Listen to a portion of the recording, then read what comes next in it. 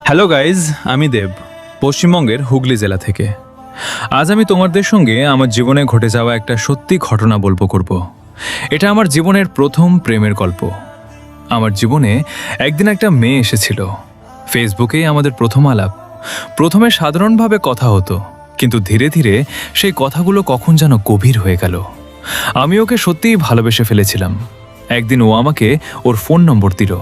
আমি ফোন করতাম, কথা বলতাম। ওর সঙ্গে কথা বলার জন্য আমি অপেক্ষা করে থাকতাম। আমার কাছে তখন মনে হতো এই মানুষটাই হয়তো আমার জীবনের বিশেষ একজন। কিন্তু হঠাৎ করেই সবকিছু বদলে গেল। ওর জীবনে অন্য একজন এসে গিয়েছিল। একদিন ও আমাকে বলল, আমার মা বাবা তোমার সঙ্গে কথা বলতে দিচ্ছে না। তারপর ধীরে ধীরে আমাদের কথা বলা বন্ধ হয়ে গেল। আর কোনোদিন ওর সঙ্গে আগের মতো কথা হয়নি।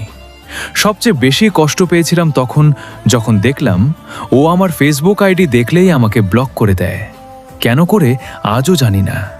যে মানুষটাকে একসময় এতটা ভালোবেসেছিলাম, আজ মনে হয় তার কাছে আমি যেন একজন শত্রুর মতো। আর সবচেয়ে বেশি কষ্ট হয়েছিল যখন একদিন ওকে অন্য একটা ছেলের সঙ্গে দেখলাম। তখন মনে হলো আমি যাকে এতটা ভালোবেসেছিলাম সে হয়তো কোনোদিনই আমাকে সেভাবে ভালোবাসেনি। হয়তো এটাই ছিল আমার জীবনের প্রথম প্রেমের গল্প।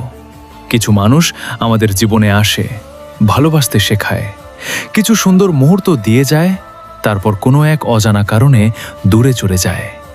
কিন্তু প্রথম ভালোবাসার স্মৃতিটা হয়তো চাইলেও কখনো পুরোপুরি ভুলে যাওয়া যায় না। এটাই ছিল আমার জীবনে ঘটে যাওয়া প্রথম প্রেমের গল্প। আপনাদের মধ্যে কারো জীবনে যদি এমন কোনো গল্প থেকে থাকে, তাহলে কমেন্ট করে জানাবেন।